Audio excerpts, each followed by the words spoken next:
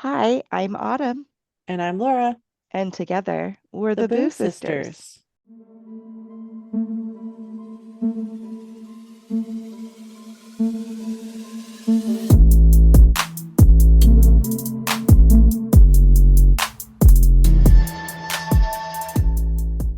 Welcome to the Wild Wild West. Yippee yo, yippee yay. Yeah, that works. Welcome, everyone, to our Wild Wild West episode. Yay! And guys, Laura has been wanting to do Wild Wild West since season one. Strangely enough, I guess I'm a Wild West fan. I don't know if there's like a group that I should be a part of, if anybody knows of one.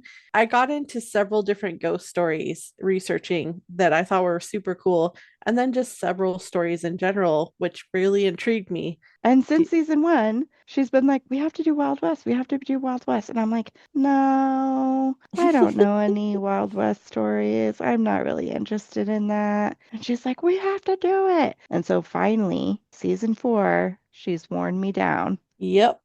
So hitch up your saddles, folks. Ironically, Laura, I really had none on my list that were Wild West. Then I started investigating, researching, and I added, I think, four. Nice. I have at least one or two others that could be considered Wild West. We might have to do a second Wild West episode. Yeah. Or I'll just do it for any random. Just pull them out when Yeah. least expected. So today I have an intro story for you. It's Wild West themed. Okay, great. Her name was Margaret Lee, and in 1871, she taught 20 children in a one-room schoolhouse near Abilene, Kansas. She carried books, not bullets, and believed every lesson could build a better world. But one night, the prairie caught fire. Raiders rode through the fields, torches high, laughter sharp as steel. By morning, the school was ash, the children gone, and Margaret left beaten and hollow. The sheriff called it unfortunate. The town moved on. Margaret did not. She cut her hair, strapped on a revolver, and disappeared into the plains. A year later, 5 men were found dead across the Kansas trails, each one a name from that night. Folks whispered of a pale rider with a pistol steady as a preacher's word. They called her Lady Ghost. Hmm. Margaret never returned to teaching, but mothers told her story for generations of the school teacher who avenged her children when justice turned away. In a land ruled by dust and silence, she made her own law and wrote it into legend.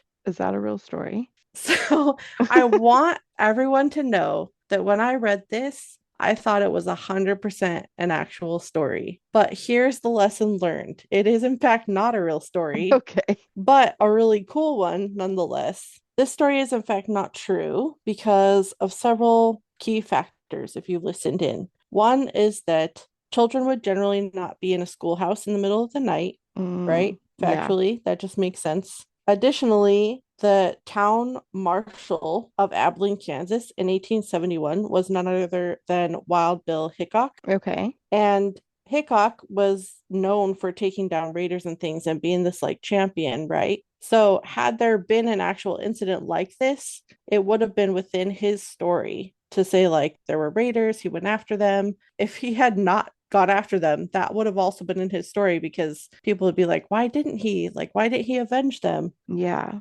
if he had neglected his duty like that, right? So Yeah. then the first schoolhouse in Abilene was a stone block construction and it was built in 1868 and it did not burn in 1971 because it was relocated in 1969. Okay. So that's also incorrect. But this is just, again, a mental note for everybody who's doing research on things like this. When you come across a story, you really need to look back and look at some of these facts and things that you're being given And then go see because if you those never facts are know. true. Yeah. Yeah. Right. You never know. And that's true in our, I feel like, well, in my research all the time. And that's hard, I think, when you're dealing with the paranormal to Yeah. know what Sometimes it's people, really right. difficult to unweave the truth and the fiction. Right, because it's did someone really experience this or did some newspaper write it for some sensational reason? So that being stated, since I brought you that false story and little lesson, what I wanted to do is to bring you some actual other cool tiny stories that I found of real women pioneers Okay. Belle Starr is one of the most famous cowgirls, with many questions surrounding her involvement in criminal activity. Although she became famous for her participation and affiliation with the James Younger gang, it is believed that she never actually committed any crimes. Some say that she simply liked being around the quote unquote bad boys. But whatever the truth, Belle Starr soon became known as the Bandit Queen, and after a stint in jail for horse theft in 1886, she continued to live an unconventional life until her mysterious death on horseback in 1889. What is mysterious about it? She just killed over and died while she was riding Yeah. her horse. Yep. All right. Are you ready for another one? Yeah. Miss Etta Place was one of the early Wild West women, an outlaw who gained fame for her associations with the Wild Bunch leaders such as Butch Cassidy and the Sundance Kid. And Autumn, how do we know Butch Cassidy? He is our great, there might be one more great Yes, it's three uncle. greats. Yep. Our great great great uncle is Butch Cassidy. So that's a little Yeah, tidbit for the listeners. criminals. But he was a like Robin Right. Hood type character. He was a Robin Hood type character. And we have a great grandmother that says Butch Cassidy did not die in the shootout and actually lived Yep. several years after. Just if People are anyone's like, wondering, what shootout? you can go and look at the history. Yep. So Miss Etta Place was somebody who hung out with these guys, with Butch Cassidy, the Sundance Kid. She rode with them on many of their robberies across the West, becoming a memorable figure of the time. In some accounts, she was even considered to be Butch Cassidy's romantic partner. While her real identity is still a mystery, Etta Place remains an iconic Wild West figure, a woman who acted outside society's expectations by becoming part of the notorious Wild Bunch gang. Wow. Did you have a whole bunch of extra time to look up these extra stories? Well, I told you I've been researching since season one, all these things. Yeah, interesting. I have a couple more. I just thought they were super cool. And since they're not a specific place, they're not a specific type of haunting, I just wanted to bring in a little more history that people might be interested in. Yeah, I love it. Okay, you have Nellie Bly, the most famous female journalist in the nation, was told by one editor that it was impossible to think a woman could go around the world in 80 days like Jules Verne's popular novel. Very well, she's quoted as saying angrily, start the man and I'll start the same day for some other newspaper and beat him. So they placed a bet, these two newspapers. They set her off and a man off to go around the world. She completed the trip in 72 days and then wrote a successful book about it. Crazy, huh? Yeah. I love that one. And this one's interesting for you. I don't know why for you. And this So- one's interesting for you. Her name was Squirrel Tooth Alice. I can see the resemblance of I would like it. Her real name was Elizabeth Libby Thompson. She was a prostitute and a dance hall girl who worked in Dodge City, Kansas, and other frontier cattle towns during the 1870s. She later became famous as Squirrel Tooth Alice, the madam of a brothel in Sweetwater, Texas. She was called Squirrel Tooth Alice because she had a pet squirrel that she would bring along with her and like have in the brothel on a leash next to her. Oh my gosh, the Wild West is delightful. And there's actual pictures of it. That's so funny. I love it. There is my TED Talk for today on Wild West women. I hope you found some inspiration. The end. The end. All right. Thanks for coming. We're not talking haunted things. Right. Just kidding. Just kidding. So, Autumn, I think you're kicking things off today with your haunting. Are you ready? I think I am. I haven't You sound decided. disappointed. So I haven't decided if I like going first or last. I don't know. What do you like better? Have you found it? Have you figured it out? If you like being I first kind or of second? think I like going first better. Going first, because then you're more Yeah. relaxed with the storytelling. Because you're like, whew, I did my performance, then I'm done. My performance. No, I think it's just because I'm so excited to tell the story. When your story gets into my mind, sometimes I'm really focusing on it and I'm thinking about Yeah. it afterward. Yeah. And so then you're still thinking about it, right? Yeah. Well, here we go. Wild, Wild West. I am doing my story on Calico Ghost Town. Do you know of Calico? A little bit, not in detail for its I hauntings wrote- or anything. I wrote wrong. Yes, you do know of it. Oh. Because I thought you were going to say no. You know of it. And here's why. Because we went to Calico when you were 7. Part of me knows that. The Your reason why? subconscious. No, it's because I have this little cat figurine. Okay. People are going to be like, you're crazy. I have this little cat figurine, and these two little cats are on a seesaw, and it's a pewter statue. And on the Okay. bottom of the box, it says Calico, California. Oh, so it was probably your souvenir. I found it in my scrapbook. Mm-hmm. Long before we had a deep fascination with ghosts and the paranormal, we were readily introduced to them by our parents. And I was thinking of this today because in southern Utah, we were near dozens of ghost towns Mm-hmm. and they were free to visit. They didn't cost our parents any money. So I feel like we often did drive-bys or did little weekend retreats and went and learned about history at the local ghost town. Yeah, I remember going to several places like that. In fact, I remember going to places that weren't even like paved roads. It was like a ruins of a house off in a field, and we would go trompsing through the Walk field right. into the Yeah. house. Right. Yeah, we did it. So, me and you and mom and grandma went to San Francisco to visit our great aunt Susan. Then, on our way home between San Francisco and Las Vegas, Hmm. is a little in the Mojave Desert, is a little ghost town called Calico. I was looking through my scrapbook and I saw pictures of us in this old ghost town. And I was like, oh, this is pretty wild, Wild West. I bet you it has ghosts. So I did some research and it does have ghosts. If only we knew that when we were When we like were like 7. 5. Yeah, then we could have been investigating. I'm thinking we probably made up little stories as we were looking around these houses anyway, because we used to do that all the time. Probably. So I'm going to take you back there, but to the days when it was alive. I'm excited. It's the Mojave Desert in the 1880s. The sun is high and merciless, pressing down on the red-brown hills like a branding iron. The air tastes of dust and silver, metallic and dry, and the wind carries the faint clang of hammer on ore.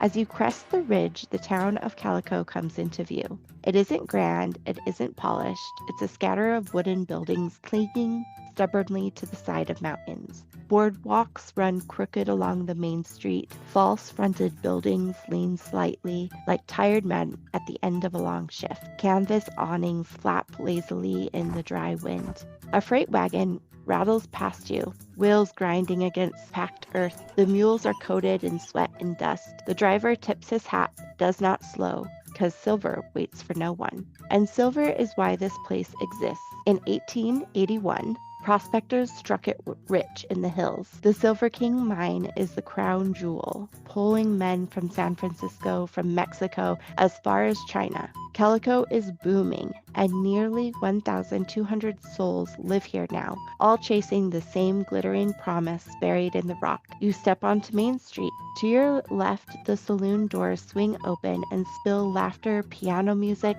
and the sharp scent of whiskey into the sunlight. Inside, miners still coated in white dust crowd the bar, their pay packets already thinning. A card game in the corner is tense. Revolvers rest not so subtly on the table. Across the street stands the office, where raw chunks of rock are tested for their worth. Men wait anxiously, hats in hand, hoping the gray-veined stone they've hauled from the earth will make them rich. There's a schoolhouse, a general store, stocked with beans, coffee, and dynamite, a boarding house where narrow beds line the walls and privacy is a luxury no one can afford. Up the hill behind the town you can see the mine entrances, dark mouths carved into the rock. From them drift the echoes of pickaxes, muffled blasts of black powder, and the creak of timber supports holding back thousands of tons of unforgiving mountain. It's dangerous work. Cave-ins happen, explosions misfire, men disappear into shafts and never come back up. This place was built quickly, hard, desperately, and places built on desperation don't always rest easy when the boom goes bust. This is Calico. Yay, claps. What did they do in the Wild West when something cool happened? They clap? Okay. I don't know, like Um, stomp, stomp. Yeah. maybe Maybe. Maybe that's what they did. slam Okay. down their tankards. No, that's Yeah, probably like more medievally. huzzah. Huzzah. Someone goes back in time. Yeah, a Wild Wild West guy somehow gets transferred with a Renaissance guy and they get displaced in their different time periods. Is this like a book you're writing or? It is now. That sounds so entertaining. Okay, a little history of Calico. The town officially began in 1875 when a few prospectors found silver on the slopes of the Calico Mountains, but it wasn't until 5 years later that ore brought a bigger rush to Calico. In 1881, Silver King, Calico's richest silver mine, was discovered. At Calico's height in 1884, the town supported a population of 1,200 residents in Calico itself, but over 5,000 people within the local mining district. Calico had 24 saloons and gambling venues, 3 hotels, a church, a public school, a dance hall, a literary society, a post office, and dozens of retail businesses. During its heyday, the district would produce $86 million in silver and $45 million in borax. That's like so much money. It is. Calico quickly gained a reputation for being rowdy and lawless. A good strike could change someone's fortune overnight, and a bad one could end it. That uncertainty created a constant undercurrent of tension, ambition, and desperation. Arrest records and historical accounts describe regular disturbances, thefts, and violent confrontations. Law enforcement struggled to maintain order. However, in the mid-1890s, the price of silver dropped from $1.31 an ounce to 63 cents, so more than halved. Ironically, the development of a cyanide plant revived the town a little bit in 1917, but by 1935, the town was completely abandoned. When I always read about ghost towns, I'm like, who is the last one to leave? To like officially Yeah, who abandon the sticks town. around? Like who sticks around? Everything's empty. There's no one to pay for anything. There's no one to buy from. It's so strange to me. So then in the 1950s, Walter Knott comes along. And yes, that's the owner of Knott's Berry Farm. And he buys the town and wants to restore it to what it once was. He visited Calico many, many times as a young boy because his uncle lived in the mining district. Unlike collectors who stripped ghost towns for materials and souvenirs, Knott approached Calico with the intention of preserving history. Though the original town site has been mostly rebuilt with new and restored buildings, 1/3 of the town is original, and the remaining newer buildings were carefully reconstructed to recreate the spirit of Calico's Old West past, including a railroad ride and reenacted gunfights. Wait, I And have then to pause you. Did we experience any of that? we did ride the train. Okay. A lot of my memory from this trip is very spotty. Like I remember being there, but I remember the general store and I remember walking around the old school building. But it's Yeah, just like I kind of snapshots. vaguely remember the train, but I don't know that I remember much else. Yeah.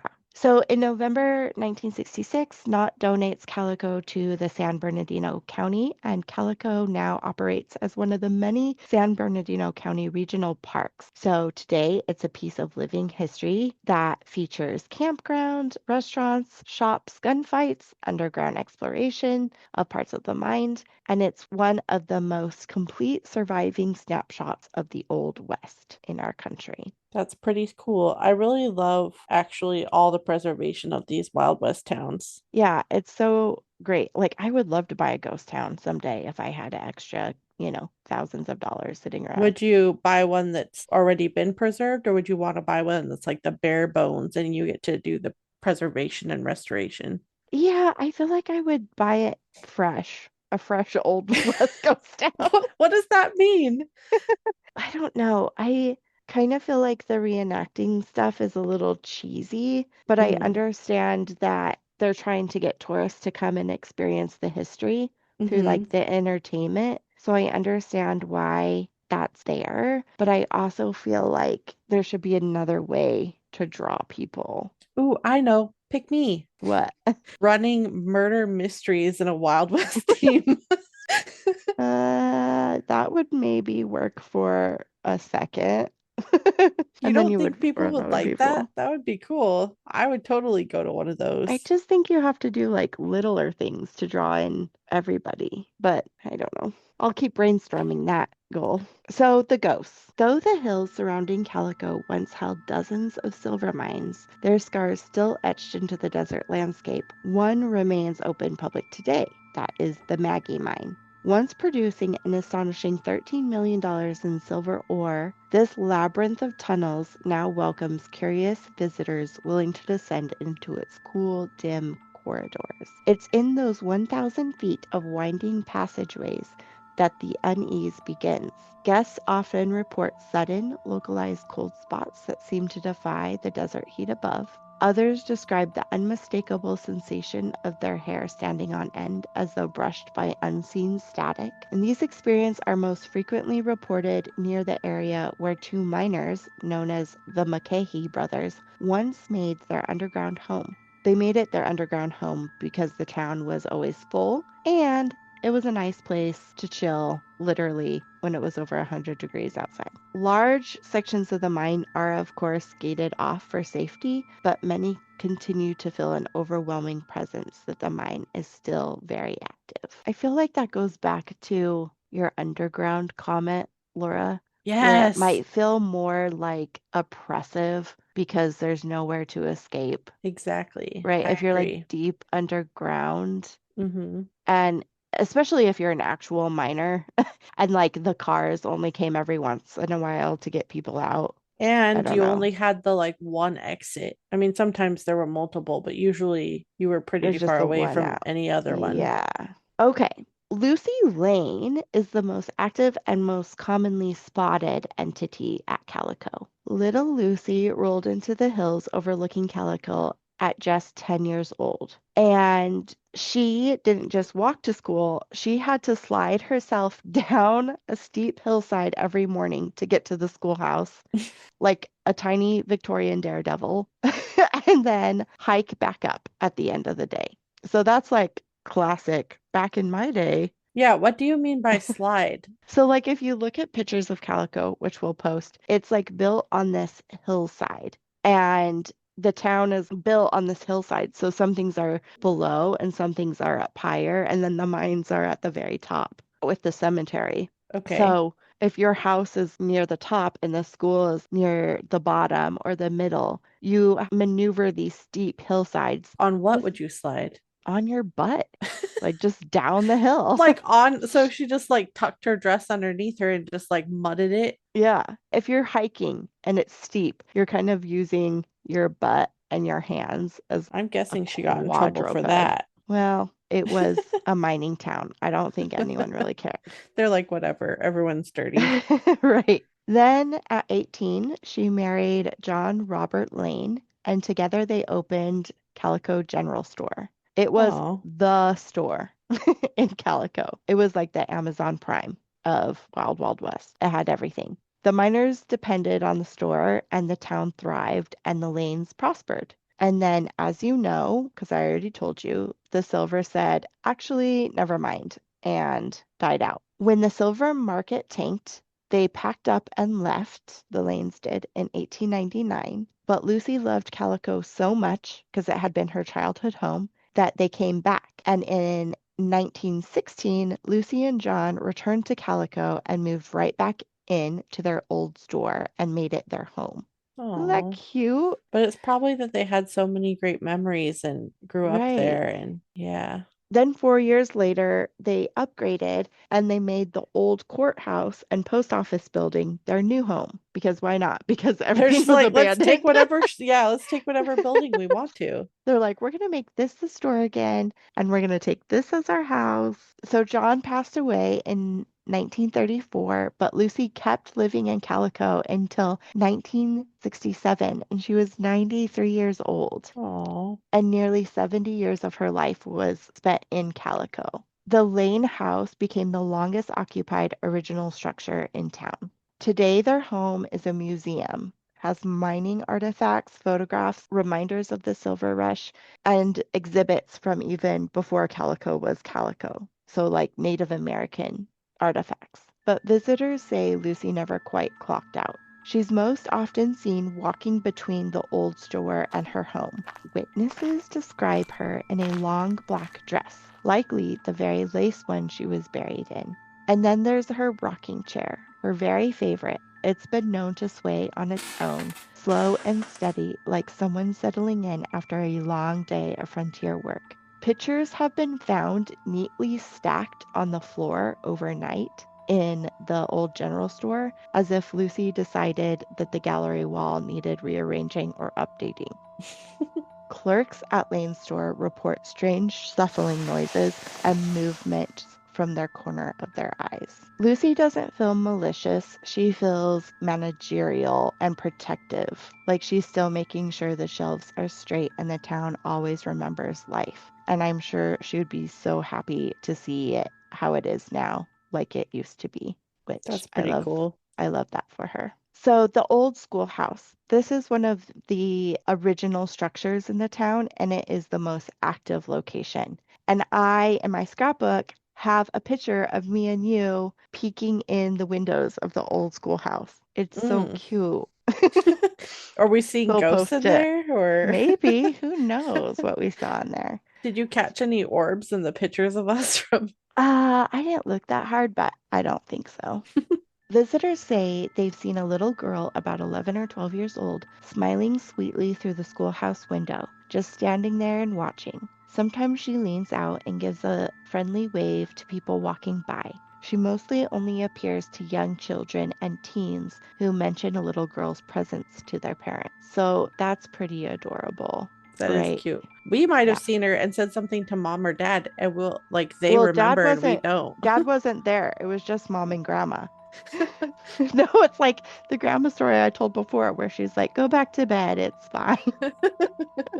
Phantom teachers have been spotted drifting through the schoolroom, and another small child has reportedly grabbed at people's legs or pinched their ankles. Then there's been a floating red light seen glowing inside the school at night. And another claim is that a ball inside the schoolhouse has been seen rolling around, even though the schoolhouse is locked and enclosed from weather elements. This is my favorite story of the schoolhouse. Two British tourists reported having a full on conversation with a staff member dressed in period clothing at the schoolhouse. She warmly explained that she was the last teacher in Calico. She was charming and informative and very dedicated to her role. The couple decided to take a photo with her, and they asked other tourists who were walking around if they could snap a photo. When they returned home and got their photos developed, there wasn't anyone standing next to them in the photo. That's funny. What? Crazy. So naturally, they did some digging, and the last documented school mistress in Calico was named Margaret Oliver, and she died in 1932. And she is buried in the Calico Cemetery. She was there her whole life. They contacted Calico actually and asked for the name of the reenactor working that day so they could share their thanks with her. And the Calico told her that there was no reenactor scheduled for the day of their visit. Hmm. Ghost Adventures investigated Calico, and they caught their biggest piece of evidence in the schoolhouse. They see a small little figure on the XLS camera. That's that like stick figure camera. Yeah. And at the same time they're getting that stick figure, they put a large ball in the schoolhouse just sitting there, and it starts moving. Like not like No. rolling across the floor. It's like rocking back and forth for Okay, like, that's super weird. yeah, for like 30 seconds to a minute. Not like one little like toot toot, like someone accidentally bumped it. It's like someone has their hand on it and is just going left, right, left, right, left, right. It is so strange. Maybe yes, if a spirit didn't have enough energy to push it, like to move it, They'd but just be just kept bumping it like a tapping little. it. Yeah. Yeah. So super strange. And super strange that they got the figure at the same time. Back up by Maggie's mine is Hank's Hotel, which is one of the original structures. It was once owned by an ill-tempered cowboy whose temper locals claimed did not mellow after death. Legend tells of a man who leaned casually against the hotel's fence one afternoon, only to feel a sharp punch strike his leg. And it was hard enough to leave him shaken and searching for someone who, like, kicked him in the calf. Isn't that strange? That would be like That a is a weird little feeling. weird. Yet the more common activity along the boardwalk in front of the hotel feels less aggressive and more mischievous. Visitors frequently report something tugging at their sleeves, brushing their hands, or giving a quick pull at their wrists. Many believe the playful energy belongs not to an angry cowboy, but to the spirit of a young child, no more than 4 or 5 years old, who has been seen darting along the boardwalk and disappearing between buildings. Some describe fleeting glimpses of a childlike figure just at the edge of vision, as though forever playing hide and seek. Little Go ahead. kids can kick really hard if they want to. It could be I the same know. spirit. It could They be like that little kid. hurt more than usual. And since it was like leg level, it Yeah. could have been. Yeah. Also said to patrol these dusty planks of the town's boardwalk is the town's last marshal, Tumbleweed Harris. He's a large man with a white beard. That's actually what they called him. They No, called him. I got that. I just thought it was funny. I like it. He kept the peace in Calico for 7 years. He has been described by multiple visitors who know nothing about his history. They speak of seeing a broad shouldered figure standing watch near the boardwalk, solid and imposing, until he simply just disappears. Further down the street, at the Calico Corral, where Saturday night dances often filled the barn with music and laughter, visitors have reported hearing phantom crowds, bursts of celebration, distant fiddles, rhythmic stomping, only to find the structure empty when they investigate. See, Like stomping. I I knew know, it. I was like, oh, stomping, it is a thing.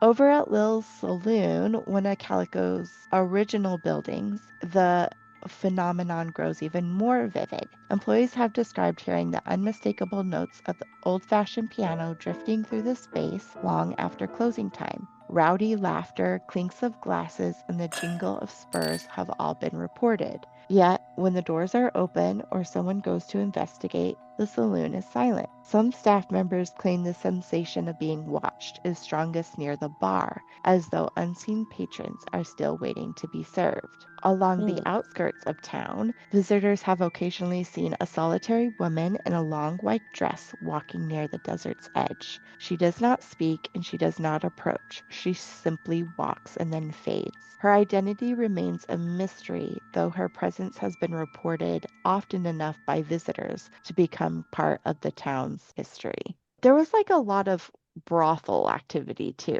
Inside the building that once housed Calico's Theater, now home to the Fossils and Mineral Shop, where, by the way, I think we got our souvenirs. Souvenirs. Yeah. Yeah. Another spirit is said to linger. Her name, according to the local history, is Esmeralda. Some believe she was once connected to the theater itself. Employees and guests alike have reported the sensation of someone moving behind them, items shifting silently out of place, and a faint perfume scent appearing without explanation. Finally, we're on to the last ghost, and you're gonna love this one. Oh no, it's a clown. No, I said you're gonna love it. I wasn't being Oh, oh, sarcastic. not sarcastic. A dog. Yes, it's a dog. I got it in two. I love Yes. animal ghosts. Calico's most beloved spirit has 4 paws and a wagging tail. His name is Dorsey. In I love 18 him already. I know, you're gonna love him even more. He is so cute. In 1883, Postmaster Jim Stacy stepped out onto his porch and found a hungry, footsore black and white shepherd pup curled up there. And the poor thing was like worn out from wandering around the desert. Oh. So Stacy took him in, fed him, and loved him. And just like that, Calico gained not just a dog, but a legend. This is a true story. Like, I researched the crap out of this.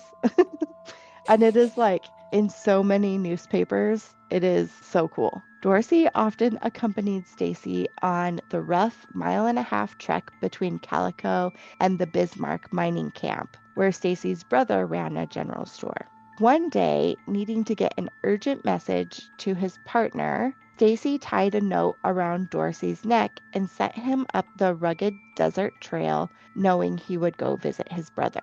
So not only did that good boy deliver, but he came trotting back with a reply. Oh. And thus, the most wholesome government employee in history was born. So soon, Dorsey was running messages regularly between Calico and Bismarck. And then Stacy had a brilliant idea. Why not make him an official mail carrier? Before long, Dorsey was hauling official mail in a little leather pouches strapped on his back. And he was just padding faithfully across miles of hot, rocky terrain to deliver the mail What a to good people. boy. I know. He should get all the ghost dog treats. He should be like rewarded in hindsight, some kind of presidential medal of freedom or something. Or just like a statue, like Balto style. Yeah, they should do a statue. For 3 whole years, he ran that same route. People trusted him, they relied on him, and they loved him. His story, like I said, was published everywhere, including newspapers in San Francisco, and later on, it was an episode on the Wonderful World of Disney. And I linked that Wonderful World of Disney episode in our show notes so people can watch it. But it's so cute. It just tells the story of this dog. It's so Did cute. you say that you had real pictures of him? Yeah.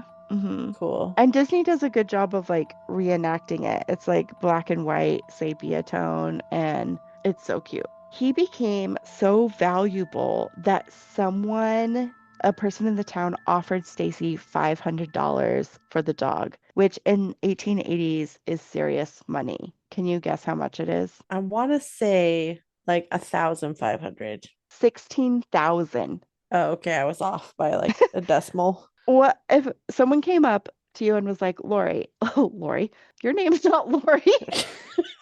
Well, if they started with that, I think I would be looking at them weird. If someone came up to you and was like, Laura, I will give you $16,000 for Abby. I would say take a hike. Stacy's official response was, I'd rather sell a grandson. Well, okay, that's a bit extreme, but I understand. So Dorsey became so famous that nearly a century later, in 1972, he was immortalized in a song called Dorsey the Mail Carrying Dog on an album titled The Ballad of Calico by Kenny Rogers. Oh, I didn't know And he it did goes a like, song about him. Dorsey the Mail Carrying Dog. And then there's like a whole bunch of singing in it Okay. that's like he fought snow and faced danger and blah, blah, blah, blah, blah.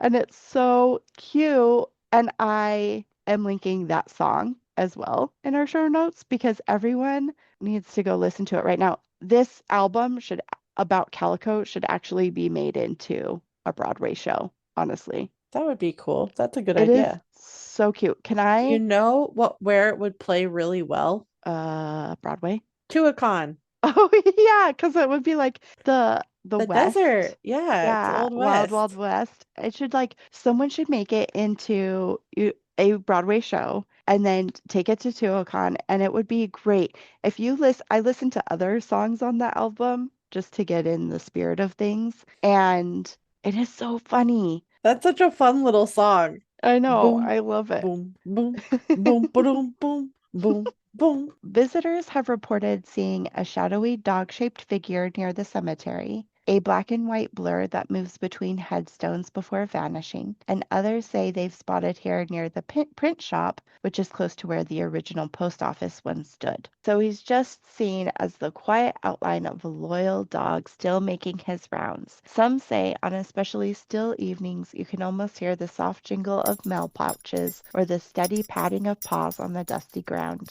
And Dorsey never stopped delivering. So honestly, if there's one ghost you want to follow you home, it's I would that good boy. invite Dorsey to follow me home. Right. Just come on Dorsey, home. come I will give here. I you some have love. treats. So taken together, the stories of Calico paint a portrait of a town that may have quieted but never truly emptied. Oh, that's And so that is nice. Calico. I want to go back. I know. Now that we know what we know, it's finally time to tell me what your boo rating is. My boo rating is a 1. That's fair. That's what I would give it. Is I that really because you love really the want to go there? stories. Yeah, I love the stories. I think that they're great, but there's so much love there and nothing is really scary. I'm not scared of the dog. I'm not even scared of the little kid that kicks people. And Lucy Lane seems like a nice old lady who I want to come decorate my house. Right, exactly. I feel like I would give it a 1 just because I really want to go there. That's not how we rate this. Oh yeah. Because I've really Um, wanted to go to ones that are 3s and 4s just the same. but you're right.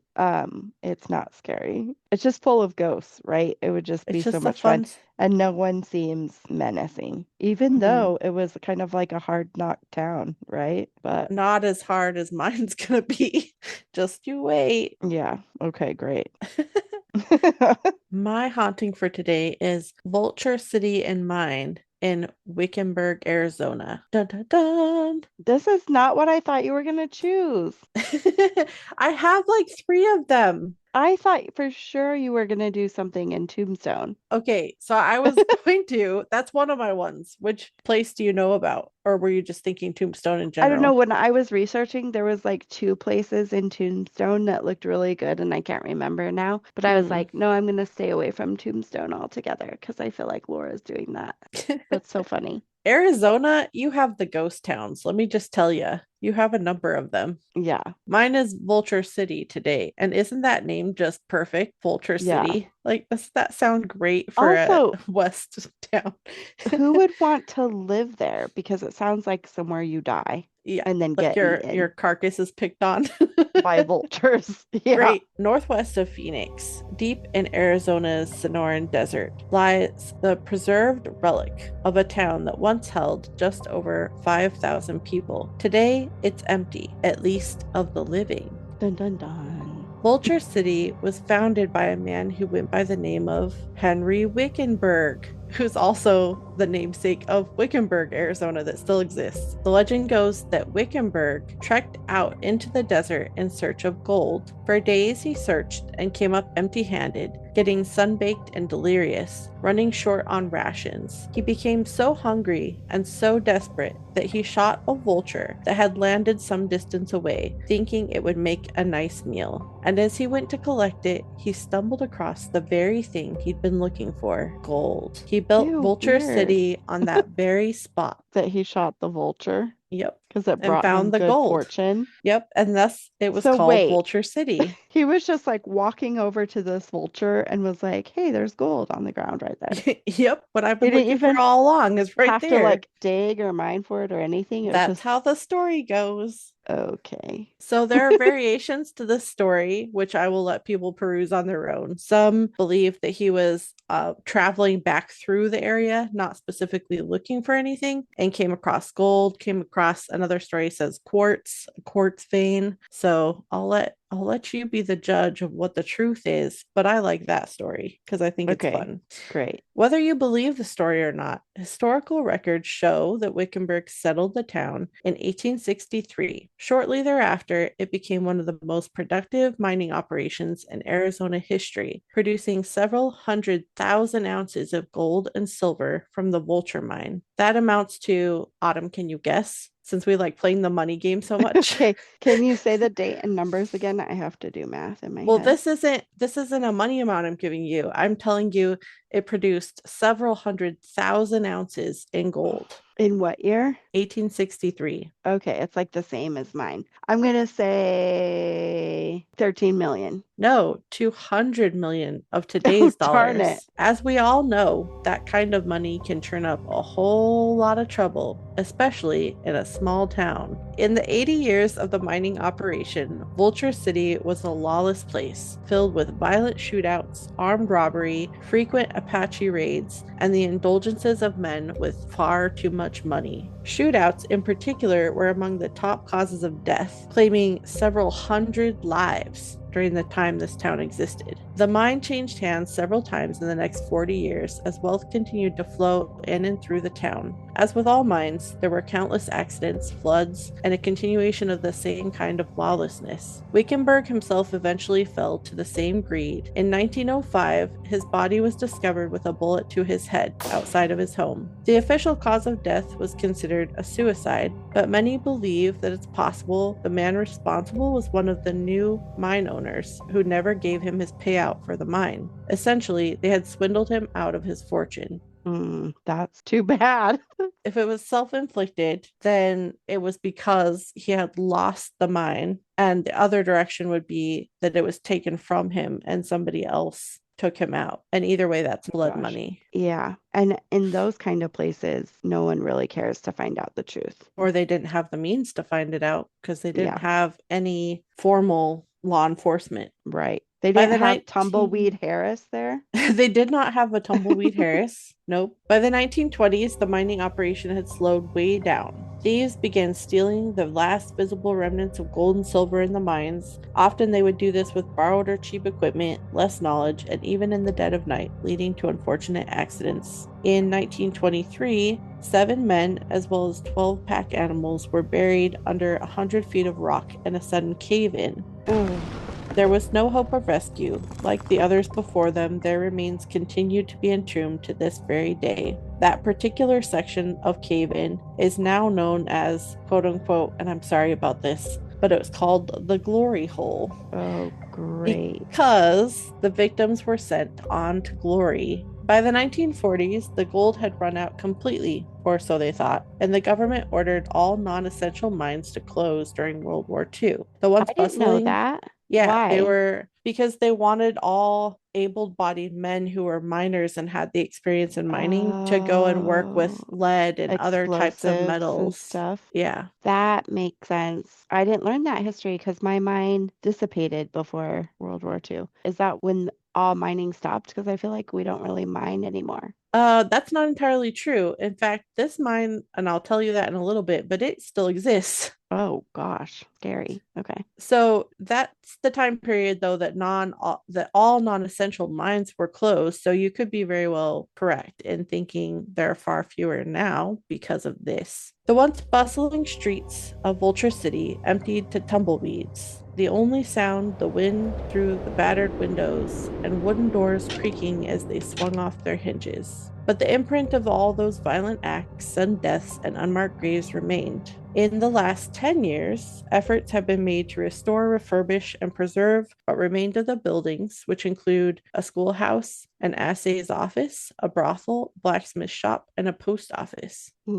Yep, the essentials. The assay office is known for a feeling of unwelcome and cold spots, even on hot 100-degree days in the desert. It was previously inaccessible to the public and has opened in more recent years, leading people to wonder if the spirits here don't quite appreciate the new company. Apparitions have also been spotted near the old mine, some say wearing mining attire or carrying what appear to be pickaxes. Visitors and paranormal investigators have heard voices and picked up EVPs in several different languages, most notably German, around the mine entrance. Isn't it interesting that even my mine seems like these little tiny cities and they're drawing people from all over the All over world? the world, yeah. Yeah, I think that's crazy to think about. But Like, it's where also still a else? time of expansion when we had so many immigrants that were looking to settle somewhere. Right, that's right. Like, people maybe had already come over here and then we're like, oh, I'll go west where all this open land is and Yeah. prospect. Yeah. Yeah, and gain my riches and my land and a place to call Mm-hmm. home. As I said to you, this mine still exists. It is different than it once was, however. In 2010, a new mining operation started adjacent to the old one, and some of the sections in overlap. So previously, a few sections that were open to the public and visitation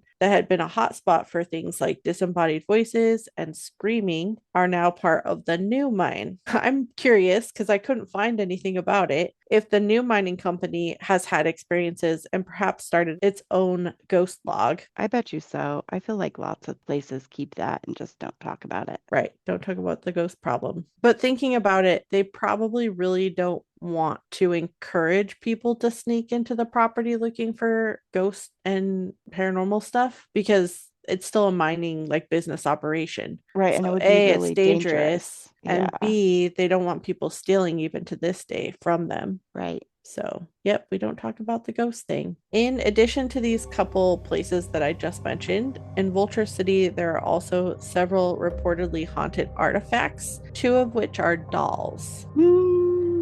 Great. Prepare yourself for a sleepless night.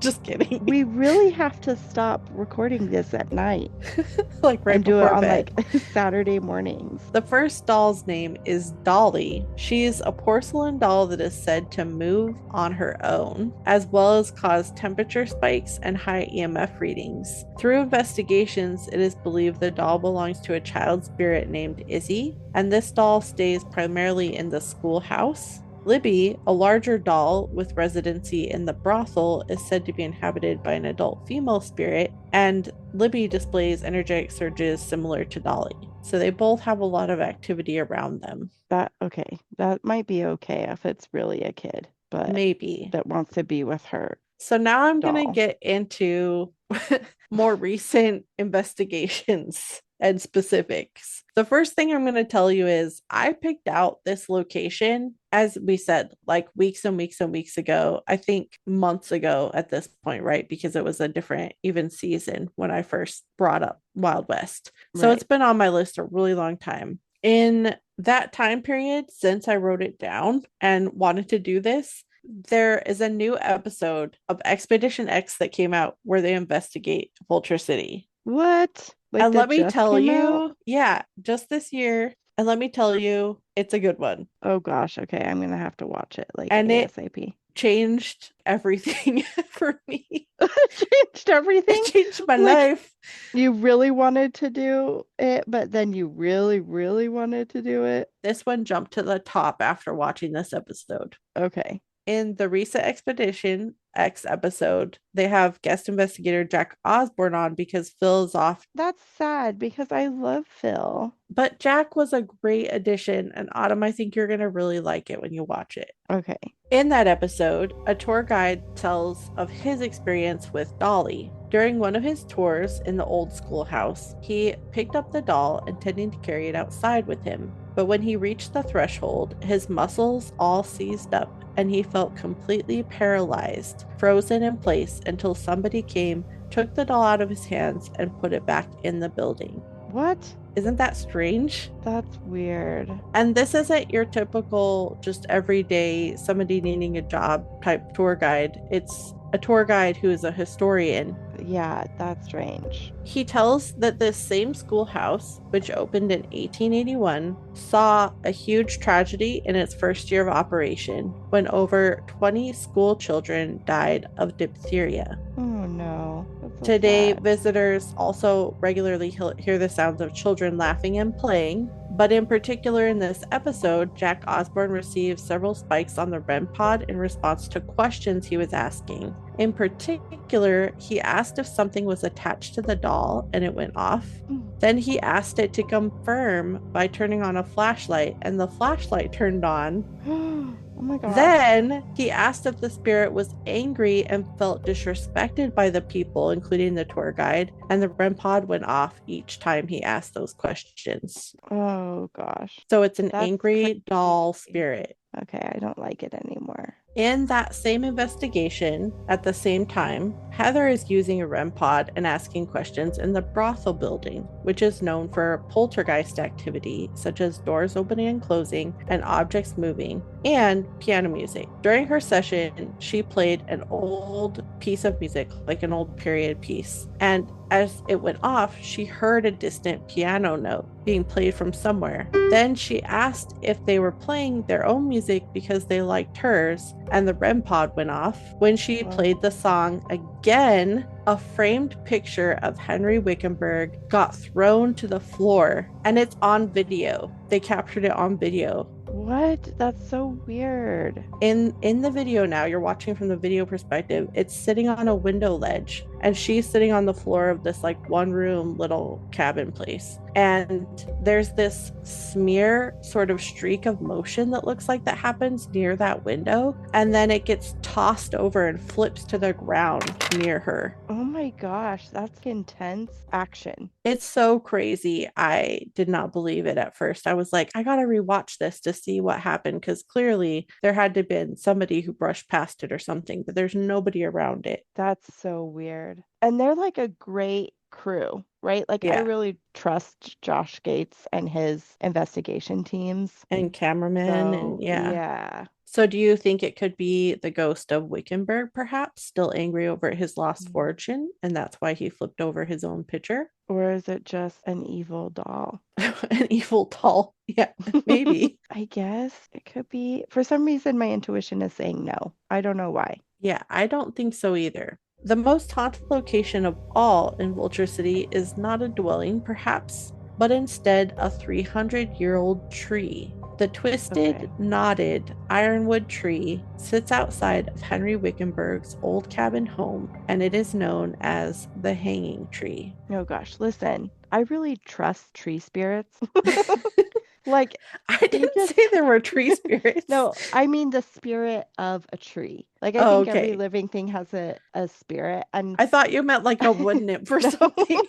like, trees are so rooted in the ground and the energy of a space Mhm. that they're like sucking that in. Unlike Like what happens. limestone. Yeah, kind of. I really just feel like trees have been around for so long. They've seen so much history and know so much more than we do. Well, just think about too. I've heard of different trees and the things that they suck up nutrients from the ground, things that have died. Think about blood being spilled there and their roots suck that up. They feel and see the history around them in a sense, even if it's dark. Right, Just saying. exactly. So, this tree, called the hanging tree, because it is believed that 18 hangings took place between 1863 and 1900, used at the discretion of the town vigilantes. Because there was no formal law enforcement, vigilantes formed a sort of mob to handle any trouble, most of which had to do with stealing from the mine. As with other hangings during this time period, it wasn't uncommon for bodies to hang for hours before death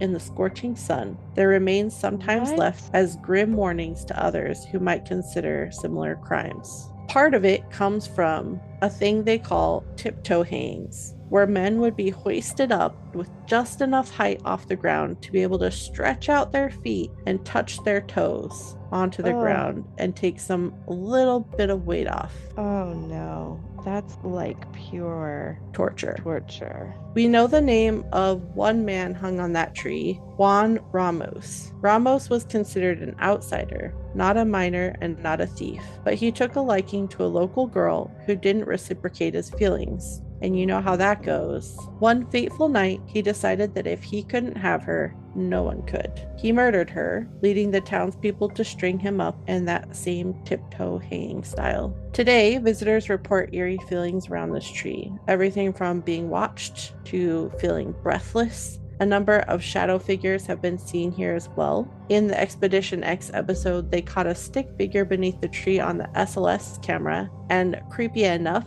the figure looks like it's floating or kicking its legs as if it's hanging. I would hope that that is like a recorded history type thing. Mm-hmm. Have they talked about if XLS cameras can pick up residual? I'm thinking yes. I haven't specifically seen any episode talk about the difference between that for an SLS Hmm. camera, residual Yeah. style, but I would think so. So you might think, wow, that's a lot of stuff already haunting and a lot of activity already. But guess what? We're not done. To make this haunting even more extreme, Vulture City is said to be cursed, courtesy of a Native American monster. Oh, great. Is it like a cryptid Sort of. type situation? More like an elemental, I would say. Navajo stories tell of tall looming giants who were once slain or imprisoned on the land. When the Navajo moved away, so too did their guardians, who kept watch over these monsters. The giants saw it as an opportunity to draw in others who might be unsuspecting to prey upon. In Navajo stories, the vulture and vein of gold seen by Wickenburg was in fact a trap set by the monsters to lure in men who would dig up the evil and let it roam again on the land. One of the unleashed giants, according again to the Navajo, goes by the name of Yeitso, or Big Giant. It reminds me of like the land giant from Frozen. Probably worse. So this Yeitso is believed to prowl the town, particularly around the bunkhouse, preying on both spirits and humans. What? That's so strange. but also falls like an elemental, I feel like. Yeah. In Expedition X, they investigate the bunkhouse, starting by using an Estes method session. Heather puts on the headphones, listening to the spirit box as Jack asks questions that she can't hear. And they get some crazy words to come out, including things like gold, evil, get out, help, monster, and even the name Juan. Weird. Additionally, he asks if the spirits want them to leave, and they get these things pretty much in quick succession. They get yes, turn off, as in like turn off the camera, go away, and we're done. Holy. Later, when reviewing evidence, they hear an EVP in the bunkhouse say Jack, which could be a reference to either Jack Osborne or maybe another man who went by the name of Jack Swelling. Jack Swelling was a former business partner of Wickenburg who is said to be part of the reason he didn't get his payout. Interesting. At one point outside the Wickenburg's cabin, the crew hears scraping noises inside, as if furniture is being moved. Scraping noises. Yes, aren't they?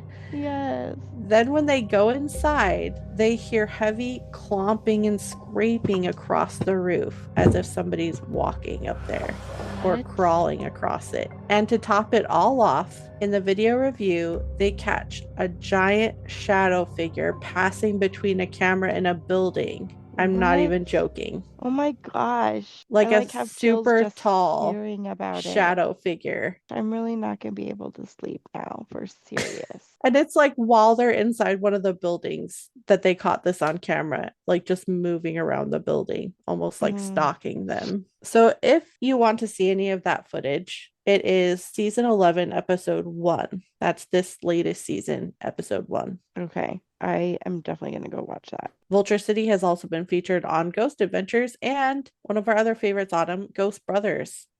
Ghost Brothers. Haven't had an investigation by them in a while. That's fun. But in their investigation, one of their cameramen gets pushed down and breaks his arm. Yikes. It's kind of serious. Yeah. Yeah. And they see like red eyes in a corner where they get a stick figure on an SLS camera, which is also pretty creepy. Yeah, they don't like this one. Red eyes in a corner? Mm-hmm. Jeez. With a stick figure? In the same corner that they caught a stick figure on an SLS camera. Yeah. Stories of greed, tragedy, and restless spirits keep this place alive. Throngs of tourists pass through every year to take a tour or see an evening reenactment. Despite having been abandoned a century ago when gold was thought to have run dry, Vulture City lives on by digging up something unexpectedly richer, the fascination of the masses, and the history that is yet untold. Autumn, what is your boo skill rating for Vulture City and mine? I think it's a 4. It has a lot of freaky elements and a lot of scary backstory and evidence that investigators have got, and that's a little intimidating. I almost said a 3 because a part of me is really drawn to wanting to stay the night there, and I'm not sure why. Maybe you have a past life there or something weird. Maybe, because a part of me is like, why do I feel an interest in staying the night at this creepy place where there's obviously a scary doll and glowing eyes and a huge dark giant shadow figure? Right. Yeah. That doesn't make any sense to me. I don't know what the draw is. But anywho, I'm going to say a 4 because I don't know why I'm feeling that sensation, but I'm going to say tomorrow morning I'm not going to feel the same way. So I'm going to go with You're going to be just kidding. I'm not actually wanting to go there. That makes sense. What would you do? What would I do if you decide to go spend the night? Or I mean, what would your own boo rating be? I would also give it a 4. I thought about this before we talked today, and I almost would give it a 5 because I really trust the spiritual leaders in communities like Native American communities like the Navajo to say these things have been around for ages, like the elementals have been, are not something to be messed with. Right. And if that's primarily what's there, like if that's the biggest haunting, the thing that's causing a lot of the poltergeist type activity and the more violent activity, that might be something I wouldn't go to. But in this particular case, I think there are other things that work there too. You go in, like we always talk about, you go in with respect and maybe I just wouldn't be there like staying the night. I feel like there's some things you don't mess with. We've talked before when Chris Fleming was like, absolutely do not go there. Or Hmm. if Native American guides are like, absolutely do not go there. That's something to trust and be like, okay, that's Hmm. something I don't have to find out. Like, I already can trust these people that something bad is there. Yeah, it hedges on a 5. That's a dark one. All right. Well, that was a light one mixed with a really heavy one, or a light one mixed with a dark one, depending on how you look at it. Yeah, you're welcome. We ended on the dark one for all of you night listeners. That was a fun episode. Wild Wild West pulled through, Yip yo, Laura. yip yay. I really enjoyed it. Me It was too. great. Yeah, It it was was a great. good second to last episode of the season. And in 2 weeks, we'll have the final episode. Until next time, everyone, I hope you have sweet dreams about only Dorsey tonight And and not nothing Yeet, else. so But thanks for listening. And as always, happy happy haunting. haunting.